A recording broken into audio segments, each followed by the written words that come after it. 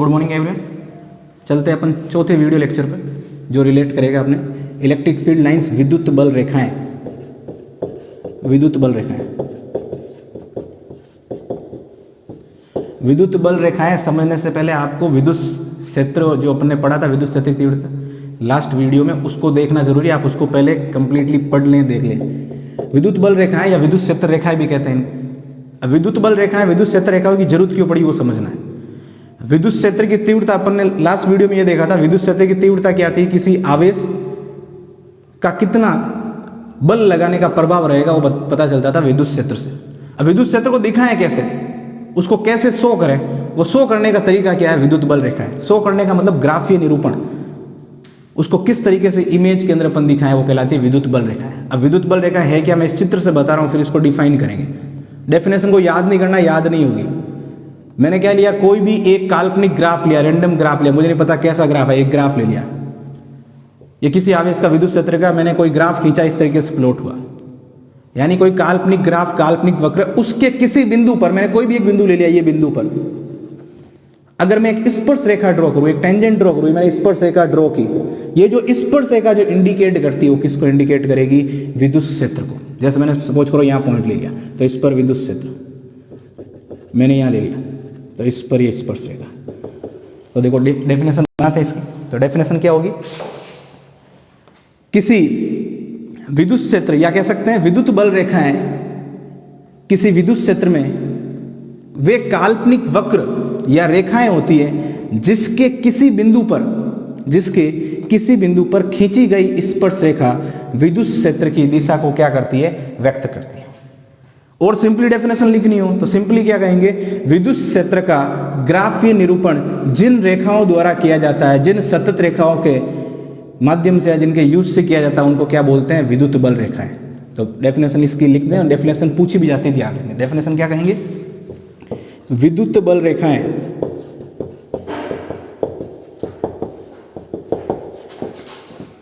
विद्युत क्षेत्र में स्थित, विद्युत बल रेखाएं विद्युत क्षेत्र में स्थित वे विद्युत क्षेत्र में स्थित वे काल्पनिक वक्र या रेखाएं होती हैं जिनके किसी बिंदु पर खींची गई स्पर्श रेखा उस बिंदु पर विद्युत क्षेत्र की तीव्रता को, विद्युत क्षेत्र की तीव्रता को या तीव्रता की दिशा को, या कह सकते दिशा को व्यक्त करती है। तो सिंपली इसकी डेफिनेशन क्या हुई? लास्ट लाइन को मैं अंडरलाइन कर देता हूं। विद्युत क्षेत्र की तीव्रता की दिशा को क्या करती है? व्यक्त करती है। क्या कहेंगे? एक ऐसा मैंने रैंडम कर्व ले लिया, रैंडम ग्राफ ले लिया, उसके किसी पॉइंट पर मैंने एक टेंजेंट ड्रॉ की, एक स्पर्श रेखा बनाई, और वो स्पर्श रेखा जो इंडिकेट करेगी, जो बताएगी, वो किसकी दिशा होगी? विद्युत क्षेत्र की तीव्रता को व्यक्त करेगी। यानी क्या लिख सकते हैं? विद्युत क्षेत्र की तीव्रता का ग्राफीय निरूपण जिन सतत रेखाओं द्वारा किया जाता है उन्हें क्या कहते हैं? विद्युत बल रेखाएं, या फिर क्या बोलते हैं? विद्युत क्षेत्र रेखाएं। ध्यान रखना है। अब मेरे हिसाब से आपको डेफिनेशन क्लियर हो गई होगी। बहुत ही आसान है, चित्र से बन जाती। कोई ग्राफ है, काल्पनिक ग्राफ है, काल्पनिक वक्र, या एक लाइन थी ग्राफ के दो, रेखा के दो, कुछ भी कर दो, कैसा भी ले सकते हो आप। उसके किसी बिंदु पर आपने टेंजेंट ड्रॉ की, टेंजेंट जो बताएगी वही किसकी दिशा होगी?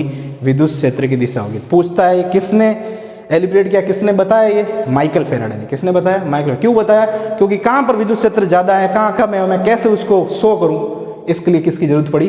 विद्युत बल रेखाओं की जरूरत पड़ी। बढ़ते आगे। अब विद्युत बल रेखाओं पे 100% 3 या 4 सालों में राजस्थान बोर्ड के एग्जाम में, 12th क्लास के एग्जाम में पूछा जाता है। 1 नंबर का पूछ लेता है, 2 नंबर का पूछ लेता है, इतना तो पूछता ही है। विद्युत बल रेखाओं की प्रॉपर्टीज क्या है, क्या गुणधर्म होते हैं, वो प्रॉपर्टीज इंपॉर्टेंट है। अपन एक एक प्रॉपर्टीज को ध्यान से अपन देखेंगे। लेकिन ये ध्यान रखना है, किसी को भी याद करने की कोशिश नहीं करना, केवल समझना, ऑटोमेटिक याद होती जाएगी, क्योंकि आगे यही बार बार अपने विद्युत क्षेत्र रेखाएं बनानी पड़ेगी। ठीक है, सबसे पहला पॉइंट जो इसकी परिभाषा में ही था, पहली बात तो ये रेखा है कैसी है, इमेजिनरी है, काल्पनिक, काल्पनिक रेखा है, ऐसे मान लिया अपन काल्पनिक रेखा है। दूसरा पॉइंट, इन रेखाओं के, वही परिभाषा से लिख रहे हैं, इन रेखाओं के किसी बिंदु पर खींची गई स्पर्श रेखा, खींची गई स्पर्श रेखा विद्युत क्षेत्र की दिशा को व्यक्त करेगी, विद्युत क्षेत्र की दिशा परिमाण दोनों को व्यक्त, विद्युत क्षेत्र को व्यक्त करेगी। तीसरा पॉइंट, ये ध्यान रखना, तीसरा पॉइंट, ये धनावेश से शुरू होती है तथा ऋणावेश पर क्या होती है, खत्म होती है, वहां जाके एंड हो जाती है। निकलेगी कहां से, धनावेश से, खत्म कहां होगी, ऋणावेश पे। ये कभी क्लोज लूप नहीं बनाएगी, बंद लूप नहीं बनाएगी। लूप कैसे कहेंगे, जैसे मैं कह रहा हूं ये धनावेश प्लस ये कौन सा आवेश, ऋणावेश। विद्युत बल रेखाएं कैसे होगी, उसको मैं डायग्राम भी आपसे बता देता हूं। ये प्लस चार्ज, ये नेगेटिव चार्ज, तो बल रेखाएं कैसे निकलेगी, विद्युत क्षेत्र रेखाएं इस तरीके से हो सकती है, इस तरीके से हो सकती है, धनावेश शुरू हो रही, ऋणावेश पे खत्म हो रही, ऐसे हो सकती है, बना सकते हो आप ऐसे, ठीक है ना। जब यहां से क्या होगी, शुरू होगी, शुरू होगी तो मैं ऐसे लिख सकता हूं, ये शुरू हो रही है यहां से, और इस पे जाके क्या होगी, खत्म होगी, तो ये खत्म हो जाएगी यहां पे जाके, यहां से बना सकते हैं, तो ये खत्म होगी। तो विद्युत बल रेखाओं के बारे में आपको ध्यान रखना, धनावेश से शुरू होती है और ऋणावेश पे क्या होती है, खत्म होती है। यानी ये कभी ना बनाती बंद लूप। बंद लूप का सिंपली मीनिंग क्या है, जैसे सपोज करो प्लस से शुरू हो गई और माइनस पे खत्म हुई, वापस माइनस से शुरू होगी प्लस पे खत्म होगी, ऐसा कोई नाटक इसके अंदर नहीं है। विद्युत बल रेखाओं की उत्पत्ति धनावेश से और उसका एंडिंग होगा कहां पर होगा, ऋणावेश पे होगा। फोर्थ पॉइंट की बात करते हैं, ये कभी बंद लूप का निर्माण नहीं करती, का निर्माण नहीं करती। नेक्स्ट पॉइंट, इसी के अकॉर्डिंग नेक्स्ट पॉइंट इससे देखेंगे अपन, पॉजिटिव से शुरू हुई, नेगेटिव पे खत्म हुई, कभी भी क्या नहीं बनाएगी, क्लोज लूप नहीं बनाएगी। ये कभी काटेगी नहीं एक दूसरे को, ये परस्पर एक दूसरे को प्रतिच्छेद नहीं करती है। काटेगी क्यों नहीं, इस बिंदु के कारण। अपने को पता है विद्युत क्षेत्र की रेखा के किसी बिंदु पर मैं टेंजेंट ड्रॉ करूं तो विद्युत क्षेत्र बताता है। ये कोई ग्राफ था, आपने कह दिया यहां से विद्युत क्षेत्र रेखा निकली, यानी ये टेंजेंट ड्रॉ की, और एक और अगर टेंजेंट ऐसे पॉसिबल है नहीं, एक ही बिंदु पर दो टेंजेंट आप ड्रॉ कैसे कर सकते, एक बिंदु पे एक ही होगी, ठीक है। तो एक बिंदु पर ये टेंजेंट ड्रॉ की, तो जब अगर ये प्रच्छेद करने लग गई विद्युत क्षेत्र रेखाएं, तो एक ही जगह पर विद्युत क्षेत्र की दिशा कितनी हो गई, दो हो गई, जो कि असंभव। एक बिंदु पर एक दिशा होगी, आप एक पॉइंट पे एक ही दिशा की बात करें, एक पॉइंट पे कभी एक से ज्यादा दिशा पॉसिबल नहीं है, ये तो है ही नहीं, ऐसा होता ही नहीं। तो अपन क्या कह सकते हैं, विद्युत क्षेत्र रेखाएं या ये रेखाएं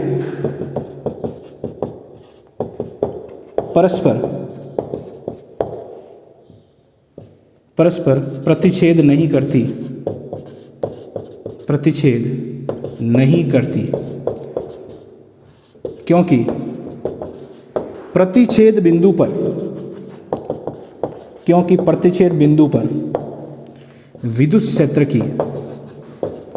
क्षेत्र की एक से अधिक दिशाएं हो जाती या हो जाएगी, जो असंभव है, जो इम्पॉसिबल है, जो असंभव है। ये ध्यान रखना। ये पूछते हैं कि परस्पर प्रतिच्छेद क्यों नहीं करती, ये सब पता है, लेकिन कारण क्या है, कारण ये अगर आप प्रतिच्छेद बिंदु पर कितनी दिशाएं हो जाएगी, विद्युत क्षेत्र की दो दिशाएं, एक ही बिंदु पर एक दिशा होगी, दो दिशाएं नॉर्मली संभव नहीं है। तो ये हो गया कुछ पॉइंट, और भी कुछ इसके पॉइंट होते हैं।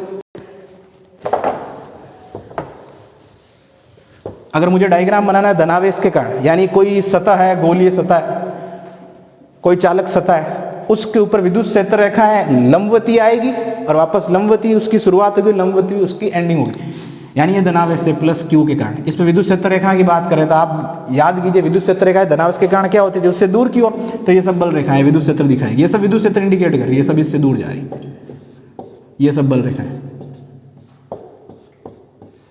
तो बता रही है इसका विद्युत क्षेत्र चारों ओर तो है, ये सब विद्युत क्षेत्र को इंडिकेट कर रही, लेकिन जाएगी कहाँ, विद्युत क्षेत्र रेखा इससे दूर। आ कैसे रही, परपेंडिकुलर है। अब परपेंडिकुलर आपको समझना है तो ये ऐसे परपेंडिकुलर, ये ऐसे निकल रही है इसमें से, इसकी सतह से, जैसे ये निकलेगी ना इसकी सतह, जैसे परपेंडिकुलर है। दूसरी बात करते हैं नेगेटिव चार्ज होगा। नेगेटिव चार्ज अपने को पता है विद्युत क्षेत्र होता है उसकी तरफ ही, यानी इस बार विद्युत क्षेत्र तो इसका भी होगा लेकिन इसकी दिशा में ही होगा। इस तरीके से विद्युत बल रेखाएं बन जाएगी। तो विद्युत बल रेखाओं के अपन बना सकते हैं काल्पनिक रेखाओं से। अगला पॉइंट अपने को क्या ध्यान रखना है और याद करने, अगर मैं कह रहा हूं कि एक चार्ज है प्लस और दूसरा चार्ज भी प्लस, या एक चार्ज नेगेटिव दूसरा चार्ज भी कैसा नेगेटिव, तो कैसा प्रतिकर्षण। प्रतिकर्षण होगा तो इसका मतलब एक दूसरे से दूर जाएंगे तो इसको बोलते हैं, ये विद्युत बल रेखाओं का जो निर्माण होगा एक तनी हुई डोरी की तरह निर्माण होगा। एक स्ट्रिंग होगी जो कैसी होगी, एकदम टाइटली होगी, खींचने की कोशिश करेगी, ठीक है ना। तो ये बताता है प्रतिकर्षण को। और हमेशा खींचती किस हिसाब से, अनुप्रस्थ स्थिति में ऊपर की तरफ खींचेगी। तो ये तनी हुई डोरी की तरह होगी। और अगर हम बात करें एक प्लस चार्ज के कारण विद्युत बल रेखा और एक किसके कारण, ऋणावेश के कारण, तो अपने को पता है यहां शुरू होकर यहां खत्म होगी। लेकिन इन दोनों के मध्य बल कौन सा होगा, आकर्षण बल। तो यहां पर आकर्षण बल एक दूसरे की तरफ खुद आगे चल के जाएगी। क्या कहेंगे, यहां पर विद्युत बल रेखा कैसी होगी, लचकदार डोरी की तरह, एक ढीली ढाली डोरी की तरह व्यवहार करेगी। ये पॉइंट ध्यान रखना है। अब अपन बात करते हैं और इसके कुछ नियम की और इसके गुणधर्म देखते हैं। अब मुझे पता करना है कहाँ विद्युत क्षेत्र ज्यादा और कहाँ कम है। तो मैंने दो अनुप्रस्थ काट क्षेत्रफल लिए, जैसे ये अनुप्रस्थ काट क्षेत्रफल और एक ले लिया यहाँ से अनुप्रस्थ काट। यहाँ से विद्युत बल रेखाएं गुजर रही है, यहाँ थी विद्युत बल रेखाएं इस तरीके से।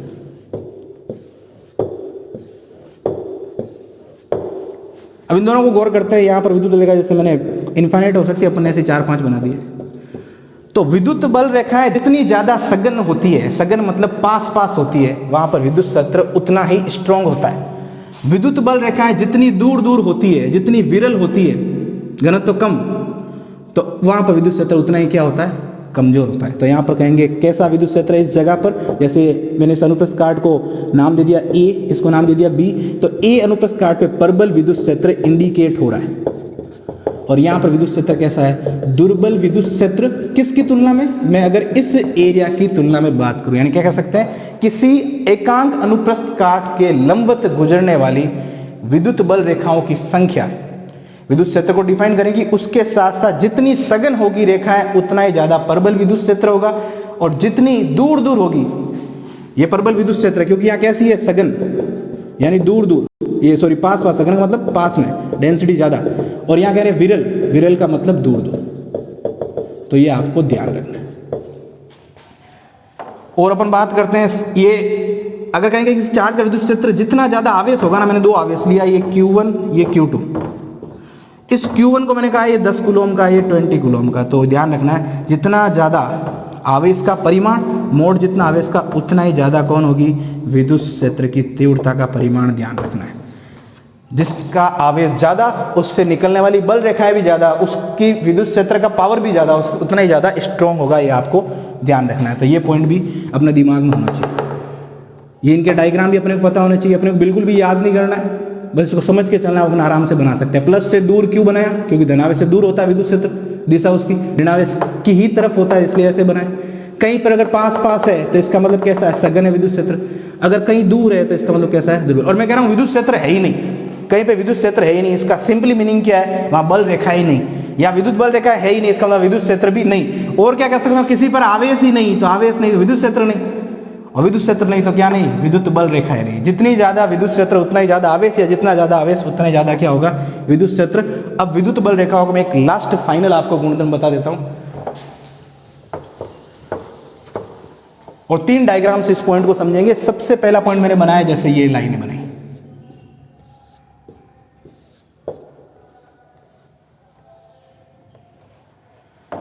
अब आप इन चारों विद्युत, मैं कह रहा हूं विद्युत बल रेखा, इन चारों विद्युत बल रेखाओं की खासियत क्या है, चारों की लंबाई कैसी है, समान, इनके सब के बीच की दूरी क्या है, एक समान। तो ये रिप्रेजेंट कर रही एक समान विद्युत क्षेत्र को, एक समान विद्युत क्षेत्र। तो बताओ एक समान विद्युत क्षेत्र कैसे, अगर अपन को दिखाना है कैसे दिखाएंगे, समान परिमाण की समान दूरी पर स्थित समांतर रेखाओं द्वारा विद्युत बल रेखाएं बनाई जाए तो किसको बताएगा, एक समान विद्युत क्षेत्र।